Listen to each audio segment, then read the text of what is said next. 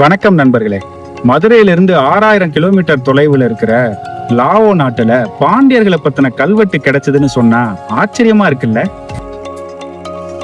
இது தென்கிழக்கு ஆசியாவில் இருக்கிற பழமையான வழிபாட்டு தலங்கள்ல ஒண்ணு. பல நூற்றாண்டுகளா இங்க இருக்கிற இயற்கையான நீர் ஊத்துல இருந்து தொடர்ச்சியா நீர் சிவலிங்கத்தை குளிர்விக்கிற மாதிரி அமைஞ்சிருக்கிறது கூடுதல் சிறப்பு. இன்னைக்கு லாவோ நாட்டுல சம்பசாக்ல இருக்கிற வாட்பூல தான் நான் இருக்கேன். பல்லவர்கள் காலத்துல தமிழர்களுக்கு இந்த பகுதிகளோட தொடர்பு விரிவடைஞ்சது. அத்தோட சைவ பாரம்பரியம் மற்றும் பல்லவ கிரந்த எழுத்து முறை இந்த பகுதி முழுவதும் பரவுச்சுங்க.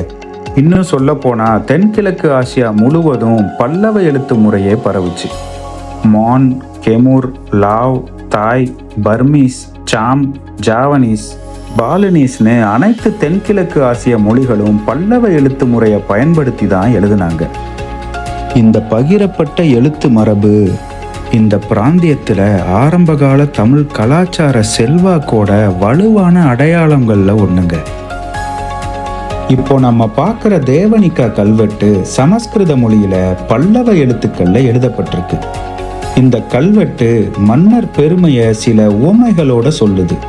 அதுல தான் பாண்டிய மன்னனையும் குறிப்பிடுது. இந்த கல்வெட்டை இப்ப பார்ப்போம்.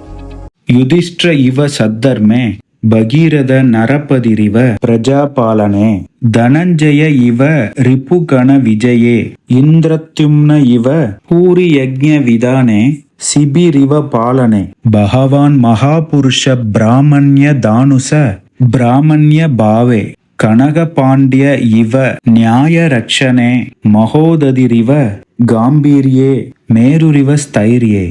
அதாவது தர்மத்தில் யுதிஷ்டரை போன்றவன், மக்களை காப்பதில் பகீரதன், எதிரிகளை வெல்வதில் விஜயன், பல யாகங்கள் செய்வதில் இந்திரத்யும்னன், காப்பதில் சிபியை போன்றவன், வேத தர்மத்தை அனுசரிப்பதில் விஷ்ணு, நீதியை காப்பதில் கனகபாண்டியன், கம்பீரத்தில் பெருங்கடல், நிலைத்தன்மையில் மேருமலை அப்படின்னு அந்த கல்வெட்டு சொல்லுது. கனகம் என்ற சொல்லுக்கு பொன் அல்லது தங்கம்னு அர்த்தம்.